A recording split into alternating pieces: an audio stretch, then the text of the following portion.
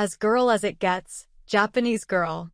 University had been great for Sid, made even better by the arrival of Carrie in the final year. Over from Japan for a year of studying, Carrie arrived at a time when Sid needed a friend.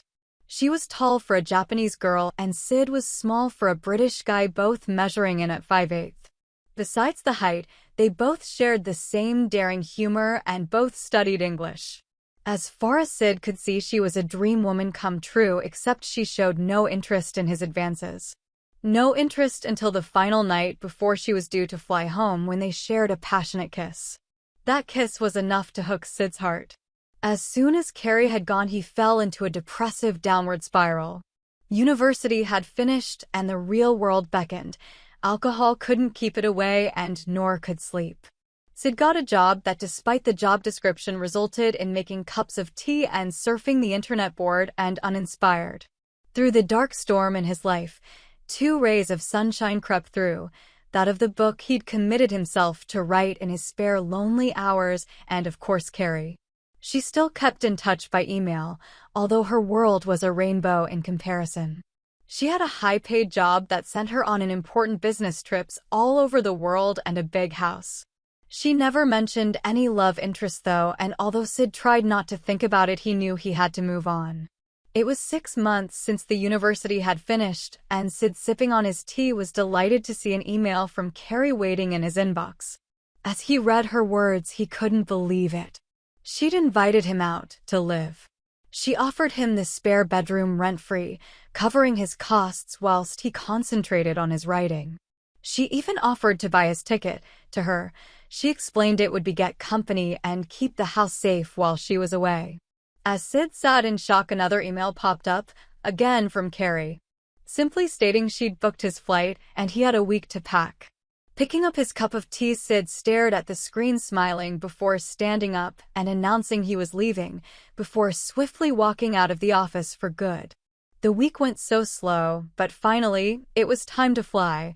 Checking in his suitcase with his entire student wardrobe crammed inside, Sid made his way to the departure lounge and started shopping for a nice perfume for Carrie. The flight took forever, only broken up by the computer games and girly movies being shown. Sid hated that type of film normally, but he realized he wasn't going to get an action or horror flick on the plane. As the baggage conveyor belt carried the final suitcase round, Sid looked on in despair. It had been an hour since he landed, and now he was certain his suitcase had caught another flight. Picking up his present for Carrie, Sid made his way out past customs to an empty arrivals hall where only Carrie remained. The sight of her made everything better as they hugged and smiled at each other. "Air, this is for you." "Thanks, my favorite." "Boy, you travel light, huh?" Not intentionally, but they lost by stuff. "Oh no." "Well, I always thought you needed a new wardrobe." "Gee, thanks." As Sid followed Carrie to her car, he noticed for the first time he was in Japan. Everything looked modern and shiny, and the Japanese ing was everywhere and English nowhere. "Your hair's long, huh?" Carrie said, noticing his chin-length hair. "Yeah, been leaving it to do whatever, you know."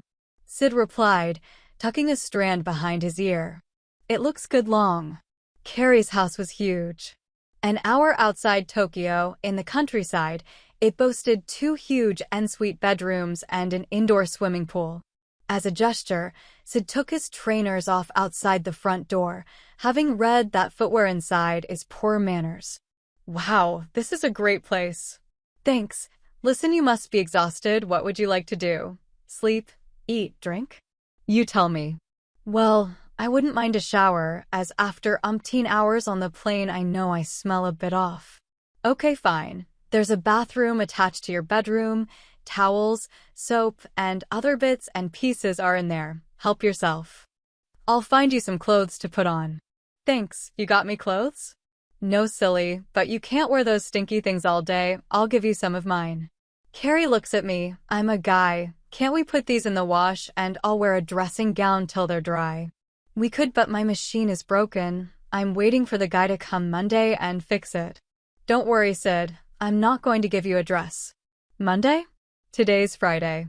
"I know, and it's a festival weekend here. Nothing operates until Monday, not even clothes shops." Fine, but I want manly things. No bras, dresses, skirts, or frilly tops. Trust me, Carrie said as she disappeared. When Sid emerged from the bathroom, towel around his waist, he found Carrie had laid a set of clothes out on the bed for him. Toweling off, Sid picked up the knickers, plain cotton, no frills or silk. So he put them on, feeling the difference between his boxers, tight yet comfortable. Next, he picked up a pair of black trousers, fine except a flower motif on one leg, although they were loose around his bum and hips. Next to the top, a small purple t-shirt that tightly enveloped him, showing his tiny nipples to the world. Compared to his normal wardrobe of jeans, t-shirt, and trainers, it wasn't a world away, and so inspecting himself in the mirror, he reasoned that he was still a man and went through to join Carrie. Hey, looking good. Thanks. Not too girly? No. Good. Are you hungry? Yeah. What have you got? No much. I am going to cook you a delicious traditional dinner later, but wondered if you wanted a snack now. Sure, like what? Well, I haven't got much but cereal. Oh, fine. Reaching into a cupboard, Carrie pulled a box of Seafoam out and a bowl. What's that? Sid asked, looking at the box with a beautiful woman on the front and Japanese scribbles all over it in pink. It's all I've got, I'm afraid. It's a little like Special K, designed to give women the necessary minerals and vitamins we need each day, and it tastes great. Yeah? Sid said rather reluctantly. Nervously tasting a spoonful, Sid looked up and smiled, giving the thumbs up. 5 minutes later, Sid was on his third bowl, and finally, his hunger was being filled.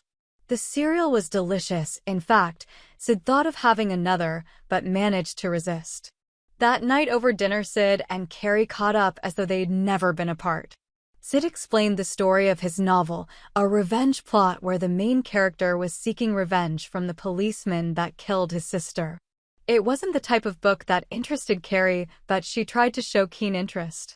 Towards the end of the meal, Sid was utterly embarrassed when he dropped food from his chopsticks down onto his t-shirt and trousers. As Sid fumbled about doing his best to clean himself, Carrie sat laughing as she watched on. The night had been great, and as much as Sid wanted to end the night with a kiss as they'd had the last time they'd met, he resisted, knowing that it could ruin the great thing he had before it had really begun. I'll get you nightie, hang on, Carrie said as they both stood up to go to bed. A nightie? Well, yeah. What else are you going to sleep in? I'd rather you didn't sleep naked, Sid. It won't bite, you know. Okay, whatever, Sid said. He knew from experience not to bother arguing too much with Carrie, so he figured he'd let her have her way. As Sid waited, he went into his bedroom and had a proper look. It was painted in white, but the curtains, carpet, and bed sheets were all mauve. Opening a cupboard, Sid was surprised to see it full of women's clothes. Flicking through for something manly, he stopped at what thought was a long pair of shorts, but pulling it out, he quickly realized it was in fact a red knee-length skirt. Here you go, Carrie said, smiling as she passed him a white silk nightie. You can wear that tomorrow if you want, she said, motioning to the skirt. Gee, thanks.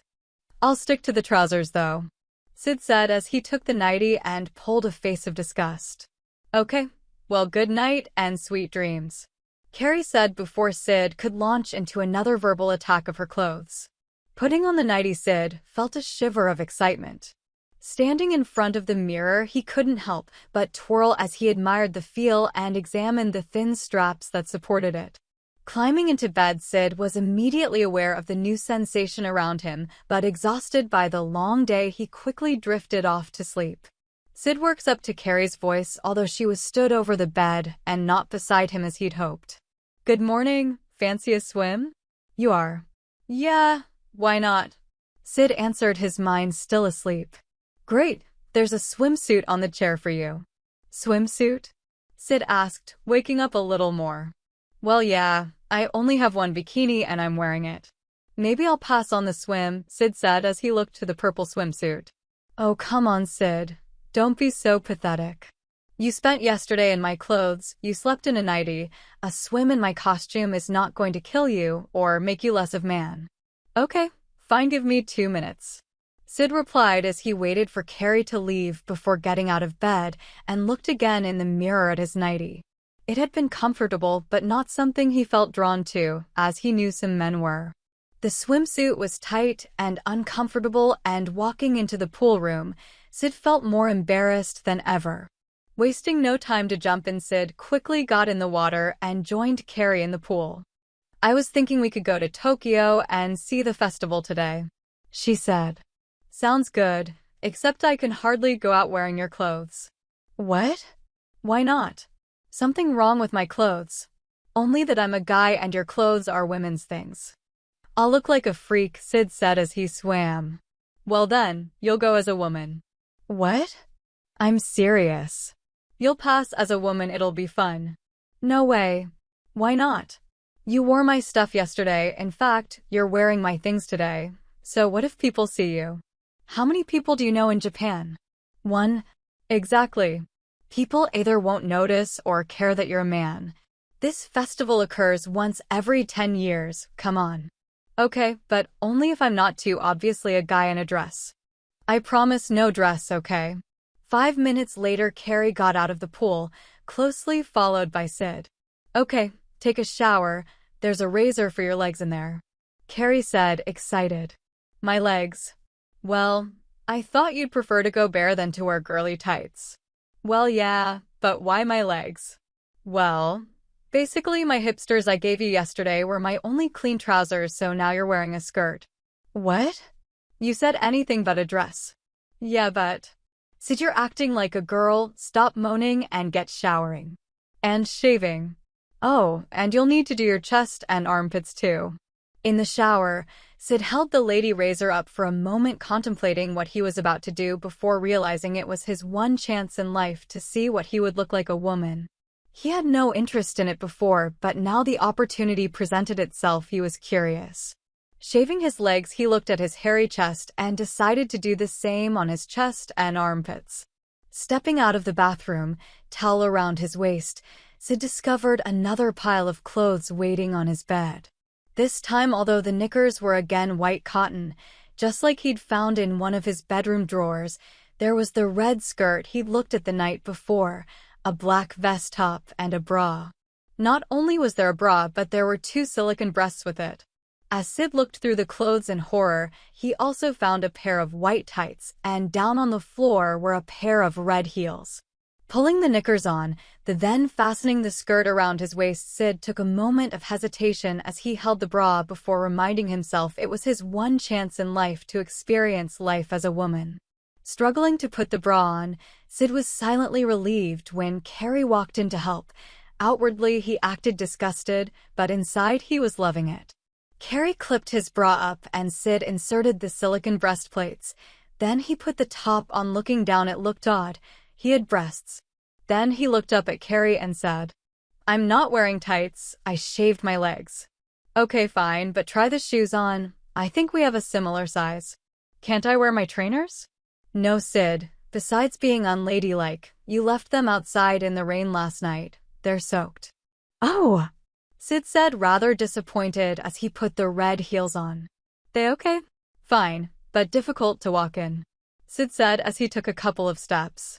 "You'll get used to them. Now, since you also shaved your chest, you'd better put the vest top on." As Sid put the top on and pulled it down over the bra, he was surprised to find it almost looked good in the mirror. Trying to take a few more steps in the heels, he found that if he took small, delicate steps, then he didn't sway or lose balance. Taking Sid's hand, Carrie led him over to the dresser where she sat him down and began brushing his hair. "It's lucky you grew your hair out, you know," she said, sliding a hair clip in. "This wasn't my intention, though." "Sally, please just relax and enjoy the day." "Sally? Well, you can't look like a woman and be called Sid." "Why not? Sid can be a girl's name. But the Sid I know is a guy." "Well, how about Zoe?" "Zoe? You want to be called Zoe?" "Okay, fine." After the hair was clipped into place, next came the makeup. Once Sid's eyes, cheeks, and lips had been accentuated, Carrie gave him a necklace, a ring, bracelet, and clip-on earrings. 10 minutes later, Sid looked in the mirror but could only see Zoe. The day out passed quickly for Zoe, mainly because she was enjoying it so much. No one noticed her secret, and she even found herself the center of attraction whenever men passed by, getting in and taking the heels off before massaging her sore feet. The notion to unclip her hair and remove the makeup never occurred until Carrie mentioned it as they were saying goodnight.